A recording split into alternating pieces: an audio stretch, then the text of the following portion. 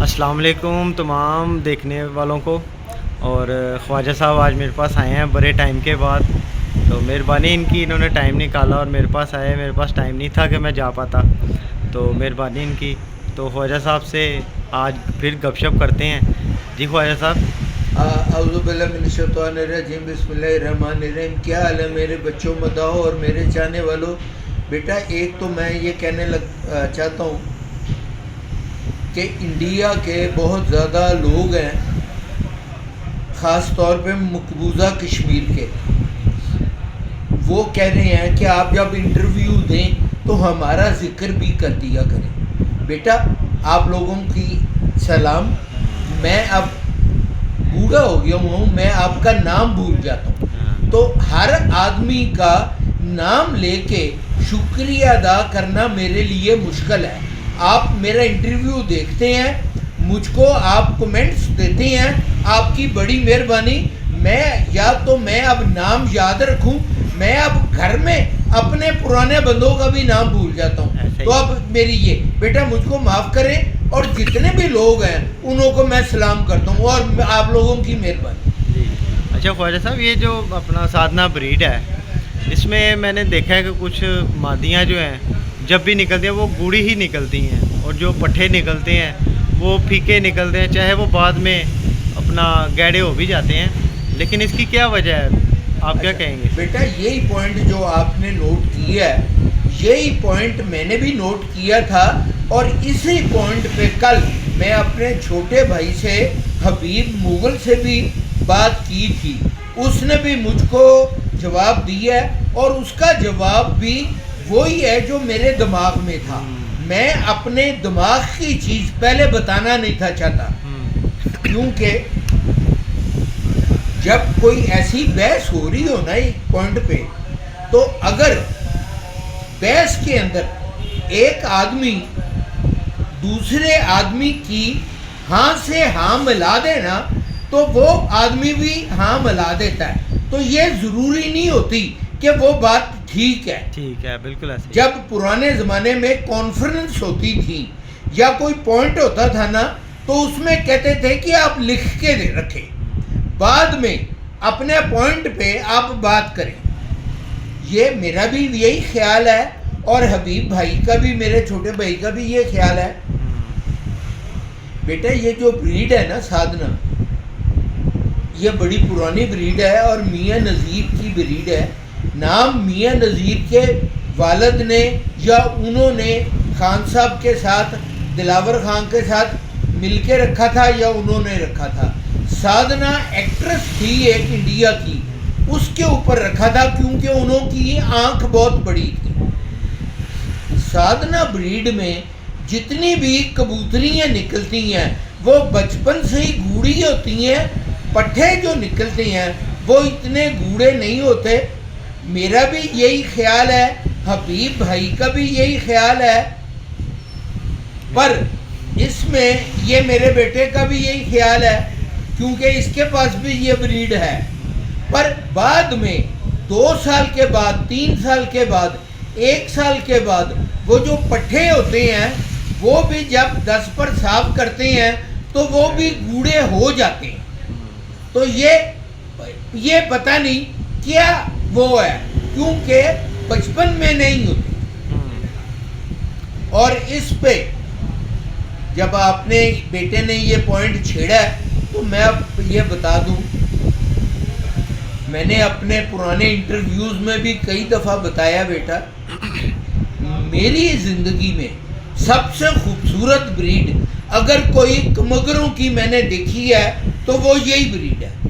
پر یہ بریڈ کا نام ایک کبوتری سے منسلک کیا ہوا ہے، سادھنا سے. پرانی اللہ معافی، جب سادھنا ایکٹریس کا نام سادھنا نہیں تھا رکھا، پیدا نہیں تھی ہوئی، تو تب تو یہ کبوتروں کا نام سادھنا نہیں تھا نا، تب تو نام ان کا کمان گری تھا. تو اب اگر نام ایک ایکٹریس کی وجہ سے اس کا نام رکھ دیا ہوا ہے تو یہ الگ بات ہے. بالکل ایسے ہی. اور ایک اور چیز جب اب ہے، جی میں نے، اب میں کبوتر بازی تو نہیں کر رہا، پر میں रिकॉर्ड रखता हूँ और देखता रहता हूँ और सुनता रहता हूँ और इन टच रहता हूँ।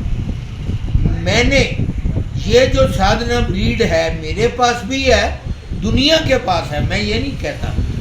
मैंने पिछले 30 सालों में पूरे लाहौर में इस ब्रीड की प्योर कबूतर, चाहे मादी हो चाहे नारो, जेठ में 7 बजे के बाद बैठते बाजी में, फिरतों में अगर आपके पास बैठ रही हैं बेटा वो अलग बात है। बाजी में नहीं देखा। फिरतों में आपकी फिरत अगर घर में बहुत अच्छी आ गई है, वो आपकी फिरत में आई है, वो लोगों के सामने नहीं आई। लोगों के सामने तभी आएगी जब दुम के ऊपर मोर लगी होगी। और दुम के ऊपर मोर लगी। इस ब्रीड का कोई जानवर, माफ करें मैं किसी को भी बुरा नहीं कह रहा, पिछले 30 साल में मैंने बाजी में पढ़ता और 7 बजे के बाद बैठता नहीं देखा। हाँ और बोले। जाहिर सी बात है, ये आपका तजर्बा है। हाँ मेरा तजर्बा जी। और बेटा अच्छा ख्वाजा साहब, ये जो अपना शेर नवाब के बारे में भी हाँ, ये शेर नवाब के बारे में भी बहुत ज़्यादा लोगों ने मुझको कहा कि जान साहब के बारे में भी और शेर नवाब के बारे में भी आप बताएं। बेटा जो शेर नवाब थे वो कोई, अब मैं एक नई इख्तलाफ में मैं पढ़ना नहीं चाहता, वो नवाब नहीं थे, नाम उनका नवाब था। हाँ जी। अब अगर आप कहें कि अपने ज़माने के वो रईस थे, नहीं, नवाब थे, तो माफ़ करें वो नवाब नहीं थे, नाम उनका नवाब था और शेर वो था। बहुत समझदार कबूतरबाज थे। रिश्ते में यूसुफ खान मरूम के और फरीद खान मरूम के नाना लगते थे। अब इसकी मैं आपको शेर नवाब की पुरानी एक बात बता दूं जो किसी को अब आजकल याद नहीं होगी, अगर किसी को होगी तो वो 80 साल से पुराना ही होगा। शेर नवाब का जब वो कबूतर उड़ाया करते थे, शेर नवाब ने जंगली कबूतर भी पाले हुए थे। अब ये कोई भी नहीं आपको बताएगा। उन्होंने एक अलग जगह बनाई हुई थी खाने, जिसमें उन्होंने 100-200 जोड़ा जंगलियों का रखा हुआ था। जंगलियों के नीचे अपने कबूतरों के बच्चे पलवाते थे, सुबह जंगली खेतों में चले जाते थे, दाना चूक के लेते आते थे और उन्हों के बच्चे मुफ्त में पल जाया करते। क्या बात। ये वो थे। और एक जो उनकी सियानफ की, कितने बड़े वो सियानफ थे। एक शेर नवाब का शागिर्द था, उसका नाम था, मेरा ख्याल है अगर कोई पुराना मेरे से बुजुर्ग ये वाक़े को जानता है तो वो, अगर मैं गलत बोल रहा हूँ नाम, तो मुझको बता दे, मैं खुशी खुशी मान लूँगा। मेरा जो ख्याल है उसका नाम था बरकत राम, लाला बरकत राम। शेर नवाब कबूतर जब उड़ाता था, शेर नवाब का एक कबूतर उड़ा, बरकत राम ने पकड़ लिया। शेर नवाब को पता चल गया कि मेरे शागिर्द ने मेरा कबूतर पकड़ लिया।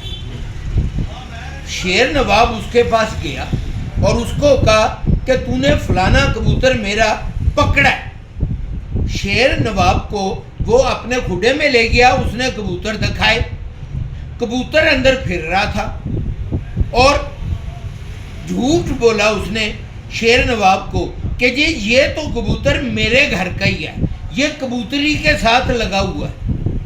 शेर नवाब ने उसको झूठलाया नहीं, शेर नवाब वापस आ गया। शेर नवाब घर आके बिल्कुल उस किस्म का कबूतर शेर नवाब ने निकाला, उस कलर का बनाया।